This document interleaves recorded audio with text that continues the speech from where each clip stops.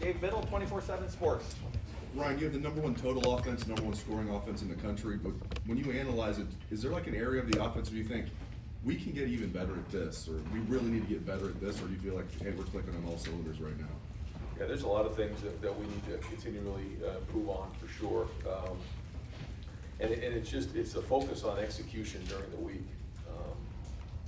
We come out in the second half and kind of take a sack early on, don't execute that play. Had an opportunity for a big play there, and then go 3 and out. And there's things that we got to make sure that we lock in on, and still a lot to grow from. And as you start to play against better and better defenses, the issues are going to continue to emerge, and the issues are always there.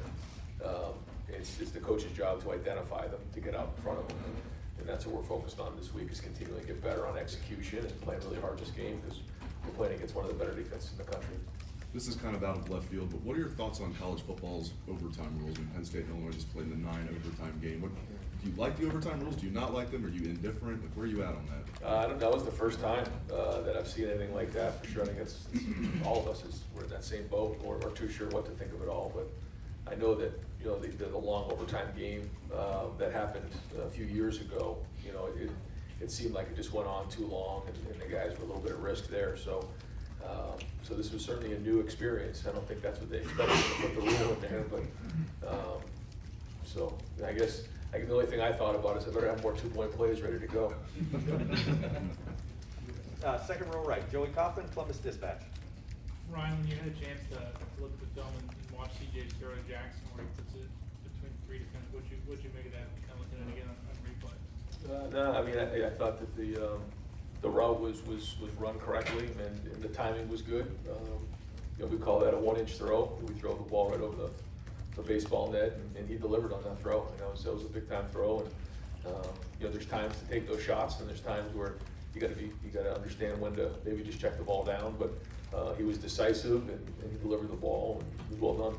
Does that kind of shows the confidence that he's playing with? Because I imagine to thread a needle like that, you have to be pretty confident sportsman. Yeah, I do. I think so. But that's kind of, we talked for a little while about when you play against better defenses.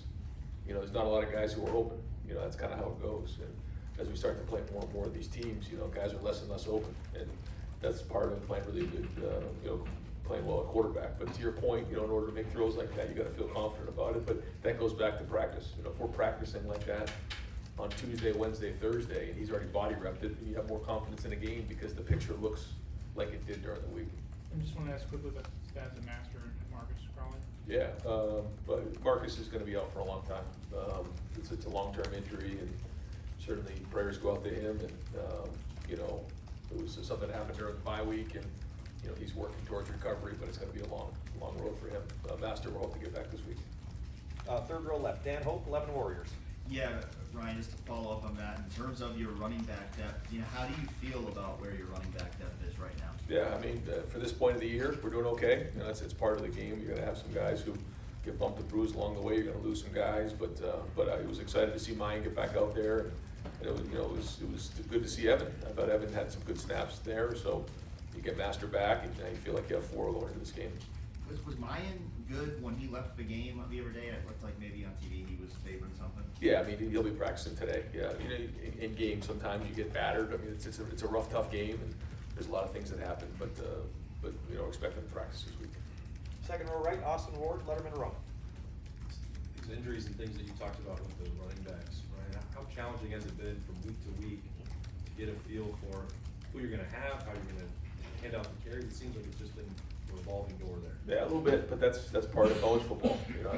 Different teams across the country deal with the same thing, and we know that it's going to be unexpected. And that's what we talk about to our players all the time. You just don't know what's going to happen, and that's why you have to recruit depth, and guys got to understand their opportunity is going to come if they just continue to work, and because it's a rough game. If guys get injured, and you have to be able to adapt with that. And but I think Tony's done a really good job with his role. What is it like for you on the field, on the sidelines, to watch Travion when he gets rolling? It seems like trying to arm tackle him would be a bad idea. Well, it's everybody, but he's running hard, and but our offensive line is making holes for him, and the tight ends are doing their job, and wide receivers did a good job blocking on some of those runs as well. So, I mean, it's everybody involved, but it's good when you see them get in a rhythm. But the big thing, to me with those guys is taking care of the football. And we have to continue to work on that and keeping our pads down. It's all the little things that are gonna be important as we play, some of these matchup games. Third row middle, Doug Lamorese, Cleveland.com. Ryan, what is your blocking success at the moment in terms of, it just feels like a lot of times if your guys are running the screen, or whether it's your receivers on the outside or an offensive lineman supposed to get a linebacker at the second level, it seems like you guys make the block a lot. And sometimes, you watch other teams, it's like, hey, you drew up the play pretty well, but that guy missed his block and it got blown up. Are you guys doing that pretty well right now? Well, I think it goes back to what we talked about with execution, and I think sometimes we say things and it sounds like coach talk, but that's something we're taking a lot of pride in. We want to have great energy, we want to have great execution, we want to have great toughness, and we want to have great discipline. Those are the 4 things that we've been talking about here coming out of the bye week, and execution is important. Execution fuels emotion, and it's something that, if you love the game of football, you're constantly trying to figure out that the game of chess of football is, for instance, with the offensive line, what are the calls? How are they going to attack us? What is the line movements? What kind of technique are they using? Are they 2 gappers? Are they penetrators? Is it a 3 down front? Is it a 4 down front? Am I going to get help? Do I need help on this block, or can I get up to the second level to make that block? Where is the running back in proximity to my block? Like, all those things are things that we have to continually work on, and it takes a lot of work. It's not just the physical part, it's the mental part. And I think that we've been doing a very good job of that. We need to continue to build on that. But I think that's what you're seeing is guys who are, and again, it goes back to practice. If you're doing in practice and you've physically done it, when you go into a game, you feel more confident. So today's a big day for us. And when you are playing a great defense that specifically has a couple great defensive players, how aware are you of, we gotta make sure we control that guy, whether you talk about it, with what you scheme up during the week? I guess I'm asking, Micah McFadden, I thought, is one of the best linebackers in the Big Ten, and it felt like there were times last week when he would read some stuff and maybe be somewhere, and then you guys blocked him. I think on the screen touchdown to Travion, Ruckert went right to him and took him out of the play, and that was it. How aware are you of great defensive players on the other team? Yeah, we're very aware. Our personnel conversations are very significant in trying to figure that part of it out. And you want to always give your guys the best chance to be successful. But at the end of the day, Ruckert has to make that block. If he doesn't make that block, it doesn't matter. But anytime you're calling a play or running a play, you want to put your guys in an advantageous situation. And whether it's personnel, leverage, whatever it might be, and matchups, as you start to get into some of these, really good defenses are important. Is that a good matchup for us? And you can't always project that correctly, but you try to play tendencies. This is a game of tendencies. And the more times that, you're putting your guys based on tendencies in a good situation, then you're doing your job. Over here far right, Don Sperry, WBNS. Coach, as you look at their defense, what jumps out?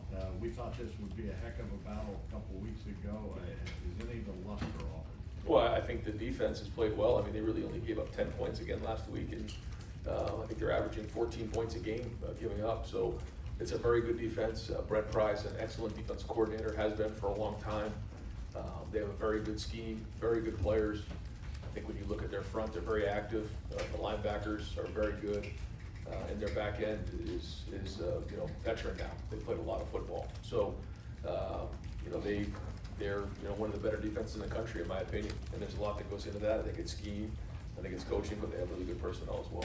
You've said in the past you didn't know for sure what to expect this year. Is your offense where you thought it would be at this point in the season? And how much room for improvement is there, I guess? Well, I think every week is a new challenge. I think of every week is like a whole season. You just don't know how the game's going to play out based on matchups, based on scheme, based on weather, based on how either side of the ball is playing. There's just so many different things that come into play, and try not to go into each game with any expectations other than just execute at a high level and take it one play at a time. Prepare the best we can during the week and go into the game and try to go from there. But listen, there's gonna be roadblocks along the way, there's gonna be bumpy times here as we head into this game. You know, this is a very, very good defense, and so we have to just sustain when, you know, things don't go as well as they have the last couple of weeks. But that being said, every time we get on the field, we're trying to score. I mean, that's obviously what we're trying to do, and we just gotta stay humble on this thing, but also continue to build confidence. Second row left, Steven Means, Cleveland.com. Ryan, these types of games, obviously, most of college finals, a big recruiting weekend, and I know you guys don't put that much emphasis in it, but is there things you want recruits to take from this weekend when you've got so many people here?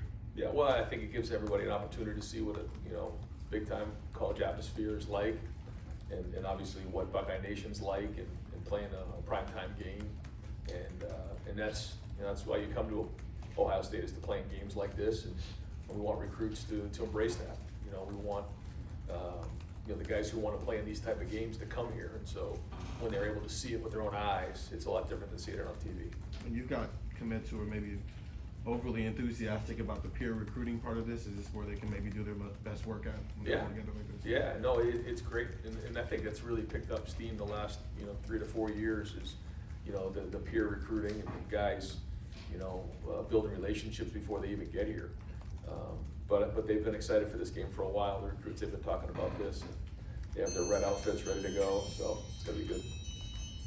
Fourth row left, Colin Gay, Rivals. Hey Ryan, you've mentioned a lot about kind of steadiness with CJ, not riding the roller coaster. Is that something, as you guys get officially into Penn State week, that you find yourself having to remind him more of because of kind of the gravity of this game? I just think that you just, like any week, you talk to them about what to expect. You know, what are the situations, what are the conditions, you know, all those things, and you know, that's part of coaching. But yeah, I mean, this game will be a little bit different. You know, it's going to be electric. It's going to be at home. We're playing against a really tough physical defense that is one of the better defenses in the country. And in a matchup game, you got to learn to play a little field position football and those type of things, and being smart, and all the things that have got him to this point. But at the same time, I mean, he's got to go, you know, do what he's done the last couple of weeks, and that's go out there and play with confidence, prepare at a high level, and lead his team. I also wanted to ask about the defensive line. How have you seen the dynamic of that room change, especially as you've seen younger guys come along and then seeing some of the older guys kind of get back to what you've been used to seeing from them? Yeah, well, we're getting some of the older guys back, which is good, and you know, they're starting to really show up, which is great. And then the younger guys who kind of early on had to play, you know, kind of forced into some roles that now there's real depth there. So I think that room's coming around. They're again, you can see some energy there. You see them with good pad level, and now they're producing as well. So again, a bigger challenge this week, but you're seeing a lot of progress. Fourth row middle, Patrick Murphy, 24/7. Ryan, I asked you a couple weeks ago about, you know, the challenges of this second half of the season. Obviously, you guys handled Indiana fine, but as you've said a couple times today, this is a big one thus far. What is the approach this week? How much does practice change? Does it not change? What's different when you are facing a team like Penn State that brings what they bring? Just the opponent, and you know, our standard is not going to change, but we also know what's in store, and so we've got to utilize every minute of the week. That's what's important. You know, when you're playing in big games, no stones unturned. You know, everybody's got to utilize every minute of the day. You know, you can't waste a rep. You can't waste a minute in meetings. You got to be efficient as a coach. Players need to get their rest. You know, all those things. And but other than that, I mean, we're going to do practice the way we've done practice, you know, since week 1, and that's the best way we know to prep. And there seems to be a perception, you know, Penn State not in the top 10 anymore, 2 losses. You don't seem to have that approach that this is any different than maybe how people were looking at it a few weeks ago. Why is Penn State still as good as you thought they were, even though they've lost twice? Well, when you look at the games that we've had with them in the past, they're always a dogfight. That's just the way it's been, and I know it's going to be that way. They have a lot of pride. They're a very good program. Coach Franklin does a very good job. I got a lot of respect for the 2 coordinators, Brent Pry and obviously Mike Yursich, who we know well. I mean, they're one of the best programs in the country, and so it's hard to beat these type of teams. And you know, we know when Penn State comes into town, we got to be on our game. And this is going to be one of those games. It's going to be physical, back and forth, and you know, we got to start fast and ready to play for 4 quarters. Second row right, Bill Rabinowitz, Columbus Dispatch. Ryan, give me what you think of the state of the defense right now. Obviously, we had to change a while ago. There's been improvement. How much improvement has there been? How championship caliber is this right now? Yeah, I don't know. I mean, again, we're kind of taking it week to week, but you are seeing, first off, some guys fit into some roles that, you know, wasn't there a month ago. And I think we all recognize kind of who guys are, who the starters are, who some of the guys who are rolling at different positions, and guys are producing. And I think there's a lot of confidence there. I think the way that we're preparing on a week-to-week basis with the defensive staff has been solid and efficient. Again, bigger challenge coming, bigger challenges coming, but again, the goal for them is to identify the issues before they emerge and get them addressed. And there's certainly always issues to work on. There's why I'm talking about going with the more of a two-safety look. We also did something with the boundary and field, right? And what did you change there? Yeah, just having the ability to line up a couple different ways. One, you know, to the formation, and two, to the field and boundary. And those are just different ways to give the defense a different look. And you know, those guys have had long conversations about, again, what's best schematically for our players, but then what also challenges the defense. For the offense. Sorry about that. Second row middle, Nathan Baird, Cleveland.com. Yeah, last two teams you played, I think we're missing like all their starting cornerbacks or most of them. When you look at, besides just being veteran, you look at Penn State's secondary, what's there that's going to challenge your receivers and CJ Moore this week? Yeah, well, Castro Fields has played for a long time, very good player, veteran, understands that style of defense. And I feel like over the years they've had a lot of corners who have played in that style of defense for a long time. He's one of them. You know, Porter played against us last year, very long, very athletic. Again, does a good job in their defense. I think Brisker is one of the better safeties that we played against this year. He's physical in the box, he's athletic, he runs around. I just think across the board, they're athletic back there, and it allows them to run some different schemes. They can man you up, they can zone you up, they can do a couple different things, and they do a lot of pressuring now, and they're aggressive with that. And I know they'll continue to do that in our game. Last year, Dotson had a big game against you guys. Is that something that Denzel is prepared for, to be part of taking that away? And do you kind of look forward to seeing, I guess, how he rises to probably a bigger kind of challenge than he might have faced yet this year? Yeah, I think Dotson's one of the better wide receivers in the country, and we got to know where he is at all times. They're going to try to find ways to get him the ball for sure. And so, however we go about doing that, that's part of the schematic stuff that we'll work on this week. But we have to know exactly where he is. Second row left, Griffin Straub, 11 Warriors.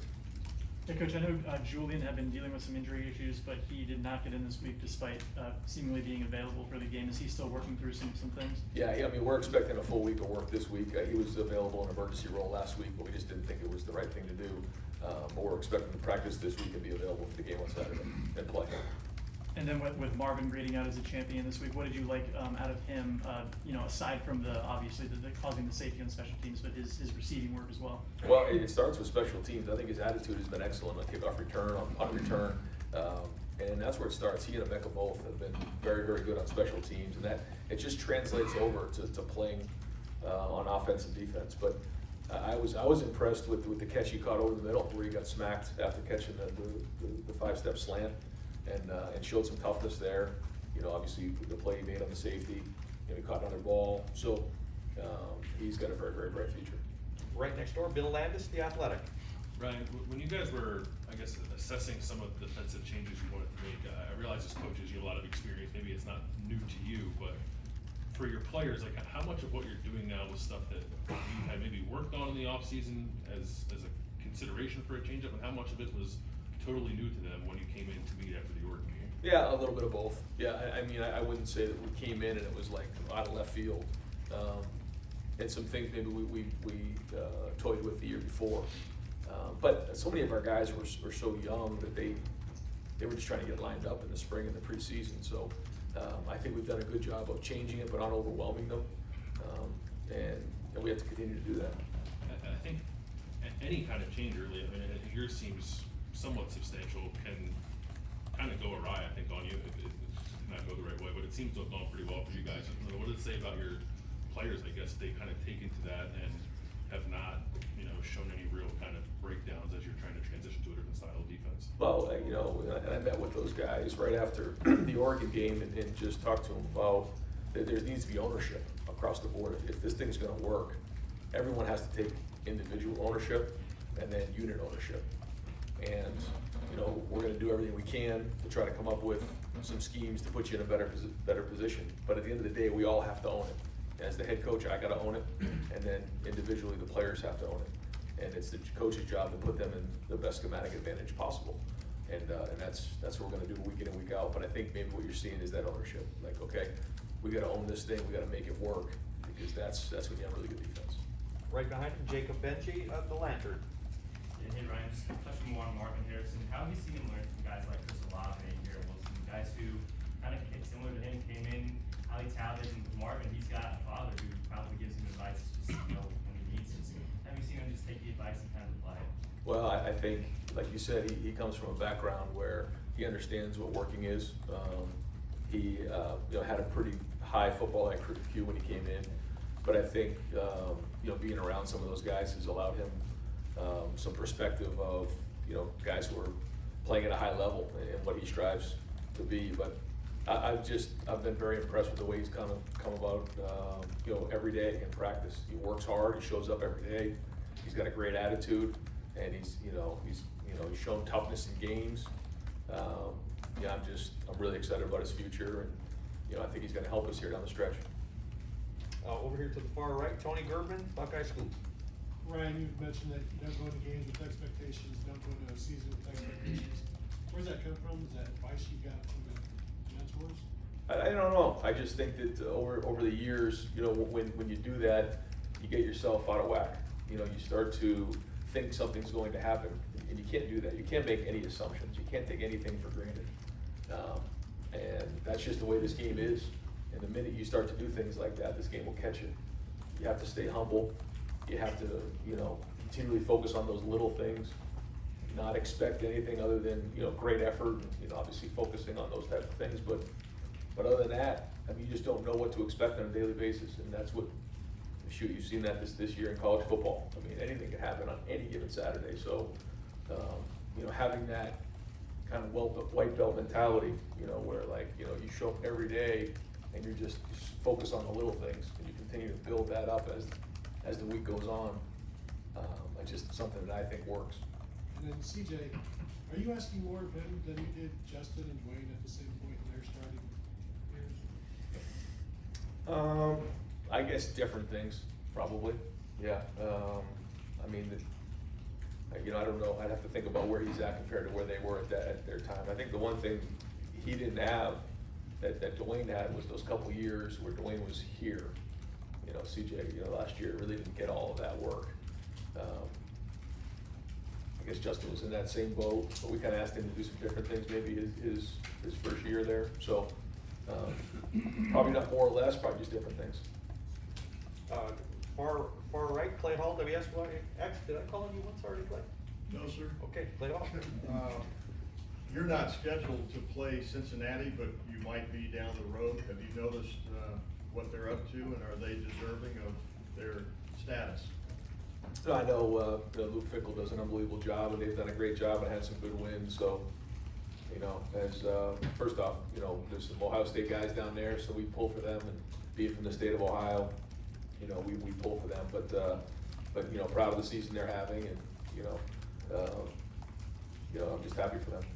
You might play as many as 4 ranked teams down the stretch here. You, I guess, touched on it a little bit. How do you keep the blinders on?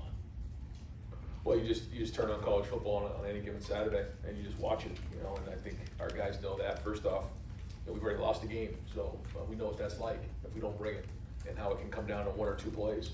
We don't have to just say that to our guys. They've lived it, and they understand what the consequences are. So I think we have our attention there. I think our guys understand that. They're a little scarred and calloused from that, which is a good thing. But like you said, we got to stay humble, and we got to stay on it, and we can't let little things slip. Because if we continually stay locked in on this thing, that gives us our best chance to win. And it's all about winning this game on Saturday night. It's gonna be hard, and we got to show up, and we got to play all the way 4 quarters. Deep back right, Spencer Holbrook, Letterman Row. Ryan, it hasn't really mattered because you guys have been one team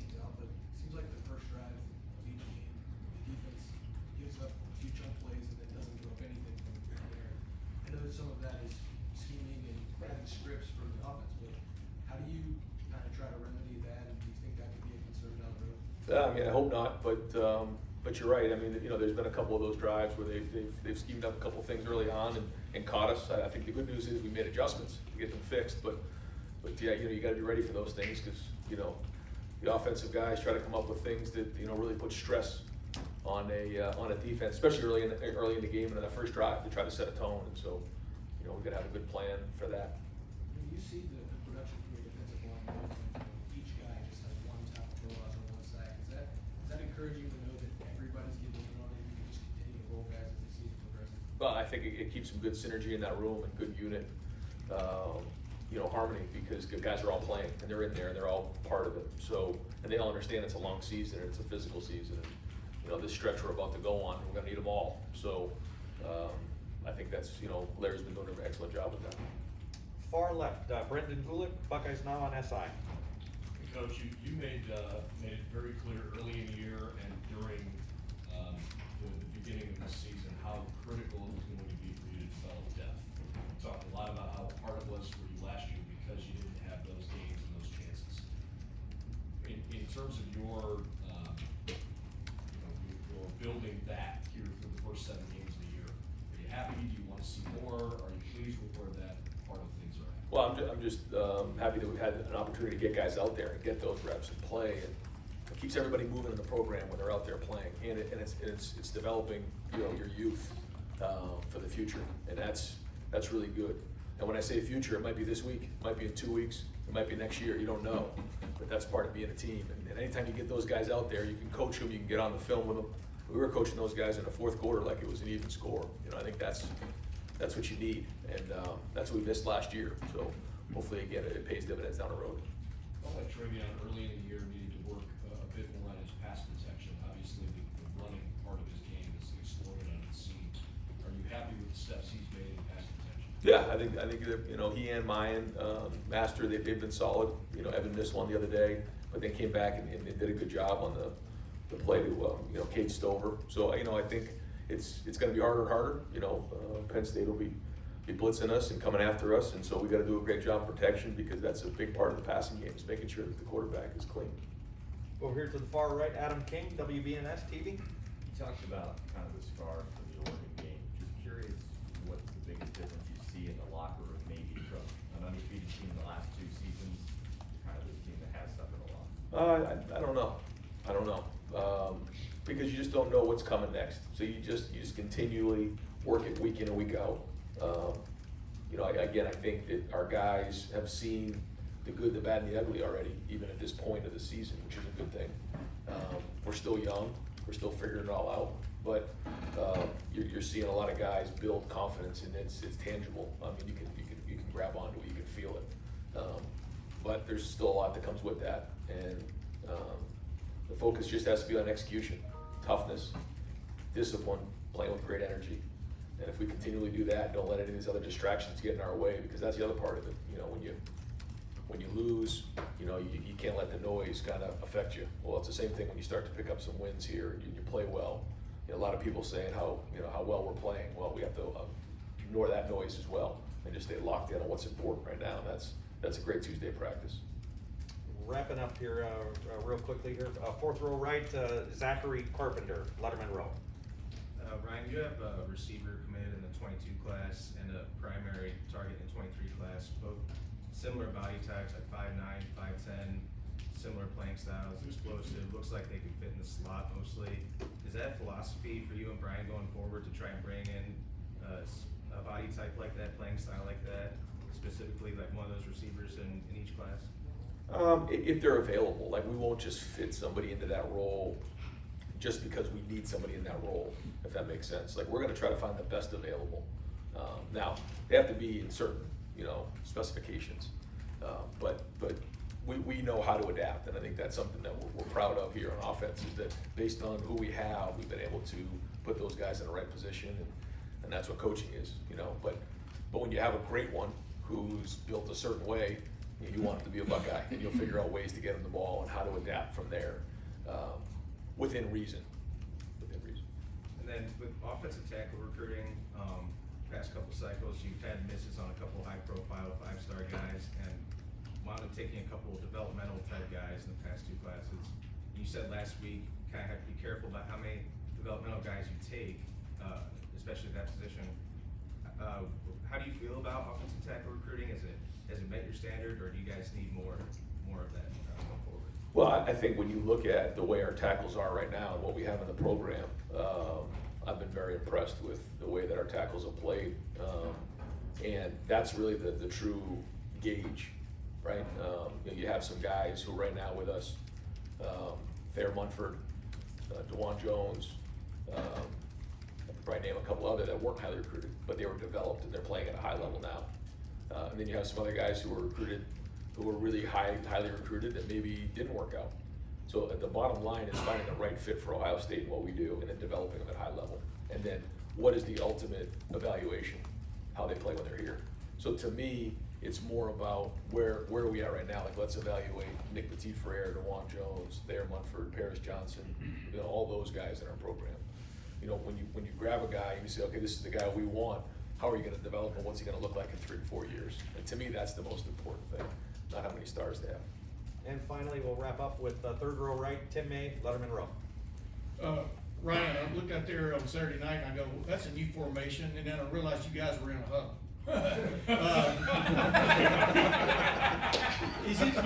And obviously, it was obvious what y'all did from there with that. Who brought that up? Who brings that up in y'all do that on Sunday? You decide you're gonna throw a little something new wrinkle in every week. How does that work as far as going into a game? Like the out formation a few weeks ago, et cetera. Yeah. You guys get excited about like the QB sneaks and the fullback and the huddle. Quarterback under center. Yeah, all that stuff. It just, if we think that it gives us something, we'll do it. And we just have constant conversations about what we think is best that week and why.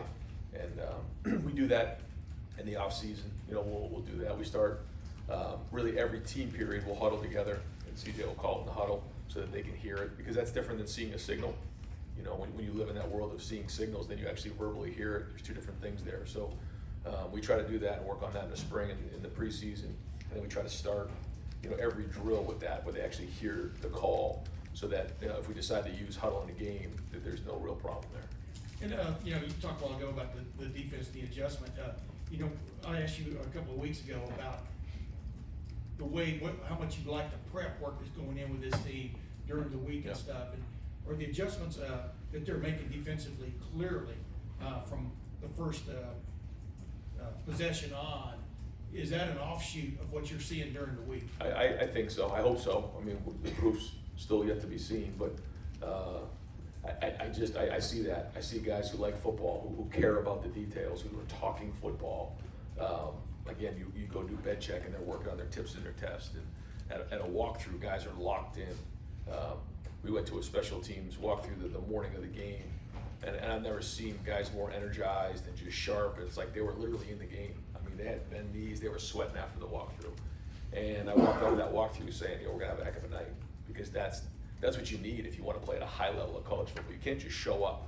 You got to take all that seriously, because if you've already played it once in your head, if you prepared so well, then you can play with great confidence and anticipation. And so that's what we're chasing. And one other quickie, with CJ, obviously he fit a few throws in there the other night that were really nice. Is there a fine line between being confident and cocky with a quarterback? You have to watch that with a young quarterback. Well, I think confidence is very important. But like you can't ride the roller coaster. You have to stay disciplined. You have to trust your eyes, and you can't test your limitations in a game. Maybe sometimes in practice, which isn't a bad thing, but certainly not when it comes to game. You got to be smart. You got to stay disciplined, and you got to take care of the football. And then based on the situation, there's times, whether it's a third down, and you got to have it, or a fourth down, or a 2-point play, where maybe you can take a little bit of a chance. But that's all part of that growing process that we talk about all the time. But staying disciplined and making sure you take care of the football is critical. Great. Coach, thank you very much. Thanks, guys. Thanks, Ryan.